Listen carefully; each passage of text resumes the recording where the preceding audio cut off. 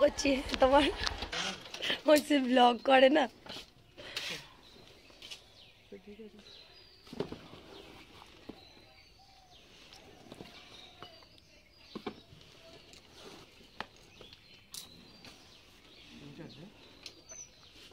OTP লাগবে না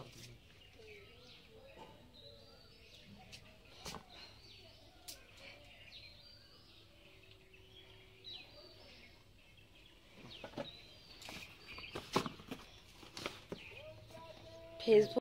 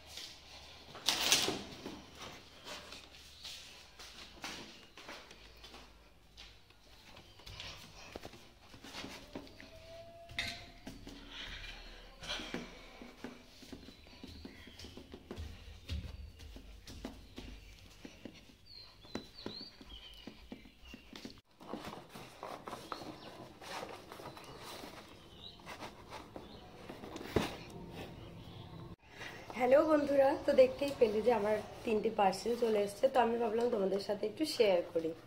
তো প্রথমেই একটা পার্সেল আমি আনবক্স করব।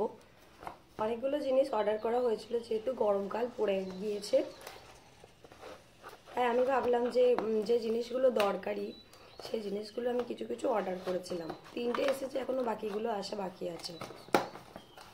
আর যেহেতু সব কিছু অনলাইন থেকে নেওয়া হয়, তাই অনলাইনের জিনিস একটু বেশি আসে, যেটা সবার ভালো লাগে না। তো এটা চলে এসেছিল আমি যে সানস্ক্রিনটা ইউজ করি, সেই সানস্ক্রিনটা ল্যাকমির। জানি না এটা জেলটা না লোশনটা। গরমকালে তো আমি জেলটাই ইউজ করি, এটা মনে হচ্ছে লোশনটা। যাই হোক, আবার অর্ডার করতে হবে। এটাও থাকবে, আবার জেলটাও অর্ডার করতে হবে। তো এটা একটা।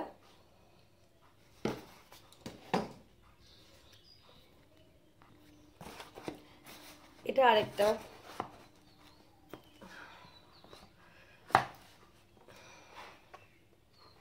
কি হয় বলো তো, কিছু কিছু জিনিস মানে হয় না, ওয়েদারের সাথে সাথে স্কিন কম্বিনেশনটা অনেকটা চেঞ্জ হয়ে যায় দেখবে।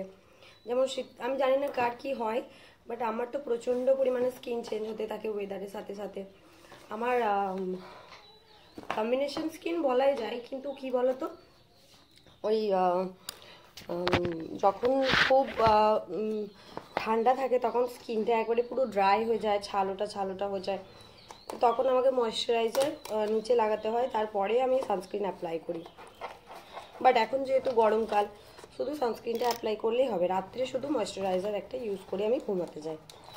আর ডাক্তার দেখানোর পরে ডাক্তার এমব্রোলিস বলে একটা ময়শ্চারাইজার বলেছিল ইউজ করার জন্য। বাট এমব্রোলিস হচ্ছে এমন একটা প্রোডাক্ট, তোমরা যারা জানো, অনেকটাই কস্টলি। আর আমাদের মতো সামান্য নিম্ন মধ্যবিত্ত ফ্যামিলিতে অতটা টাকা দিয়ে একটা জিনিস মানে অ্যাফোর্ড করাটা খুবই চাপ, বুঝতেই পারছো।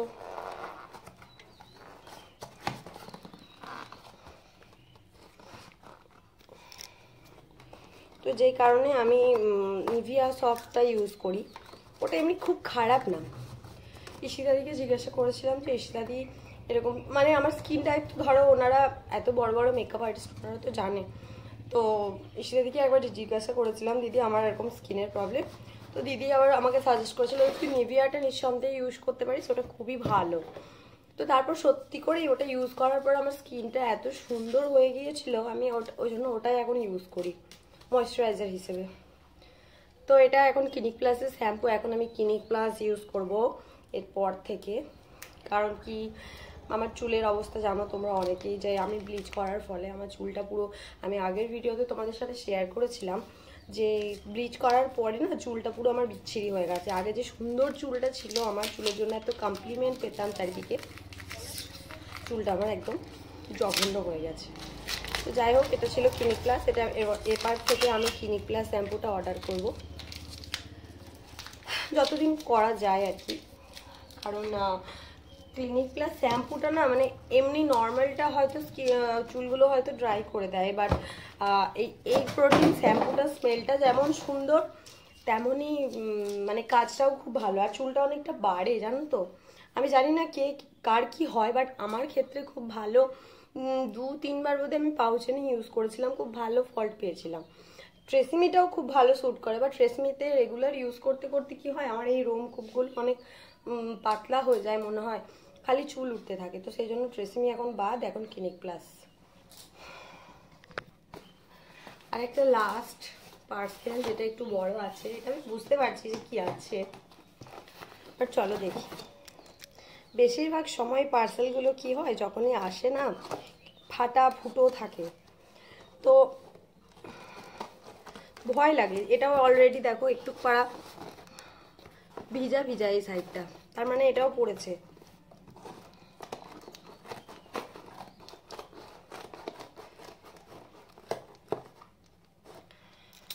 আর আমার স্কিন টাইপটা হচ্ছে, যখন মানে শীতকালে, মানে কম্বিনেশন স্কিন বললাম যেটা, মানে ওয়েদারের সাথে সাথে কেমন জানি চেঞ্জ হতে থাকে, সেই জন্য আমি ডাব সোপটা ইউজ করি। ডাব সোপটা চেঞ্জ করি না, হেরফের করি না, ওটা গ্রীষ্মকালেও ডাব সোপ ইউজ করি।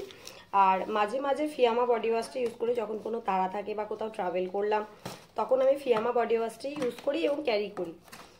ডাব সোপটা দেখবে সাবান ক্যারি করাটা একটু কীরকম লাগে, কিন্তু ওই বডি ওয়াশটা সহজেই ক্যারি করা যায়, তো সেই জন্য ফিয়ামা বডি ওয়াশ এতদিন ইউজ করে এসেছি। ডাব বডি ওয়াশটাও খুব ভালো যায়। এরপরে কি বলতো, যখন যেটা আমি অফারে পাই, বাট এই দুটোই আমি বেশিরভাগ অর্ডার করি, হয় ফিয়ামা নইলে ডাব বডি ওয়াশ। ডাবের দেখবে শিয়া বাটারের একটা বডি ওয়াশ থাকে, ওটা ইউজ করি। কারণ আমার স্কিনটা যেহেতু সেন্সিটিভ স্কিন, মানে কোনো কিছু কোনো ক্ষার জাতীয় সাবান ইউজ করলে যেমন স্কিনটা ভালো থাকে না, চুলকাতে থাকে, লাল হয়ে যায়।